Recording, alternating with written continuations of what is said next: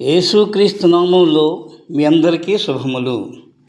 ఈరోజు మనము మార్కు సువార్త నుండి కొన్ని ప్రశ్నలు వాటి సమాధానములు తెలుసుకుందాము. 1.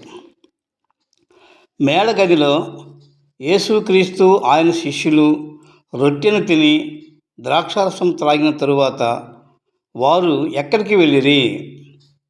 జవాబు: మేడగదిలో యేసుక్రీస్తు ఆయన శిష్యులు రొట్టెను తిని ద్రాక్షారసం త్రాగిన తరువాత ఒలీవల కొండకు వెళ్ళిరి.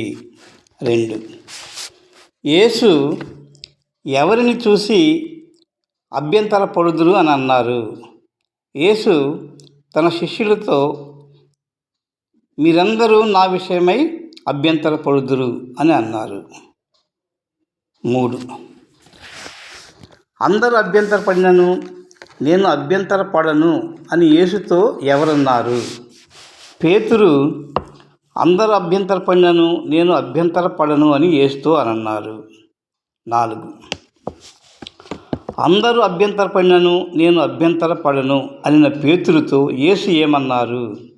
జవాబు: ఈ రాత్రి కోడి కూయక మునిపే నీవు నన్ను ఎరగనని చెప్పుదువని నీతో నిశ్చయముగా చెప్పుచున్నానని యేసు పేతురుతో అన్నారు.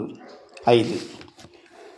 గొర్రెల కాపరిని కొట్టినప్పుడు గొర్రెలు ఏమవుతాయని యేసు చెప్పాను? జవాబు: గొర్రెల కాపరిని కొట్టినప్పుడు గొర్రెలు చెదరిపోతాయని యేసు చెప్పాను. 6. యేసు అతని శిష్యులు ఒలీవల కొండపైన ఏ చోటునకు వెళ్ళారు? జవాబు: ఒలీవల కొండపైన గల గెత్సెమనే చోటునకు చేరెను. 7. గెత్సెమనే తోటకు చేరిన తరువాత యేసు తన శిష్యులతో ఏమన్నారు?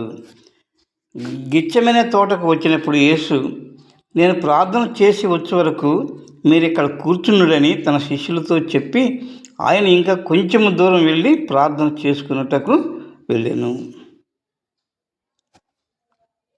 Thank you.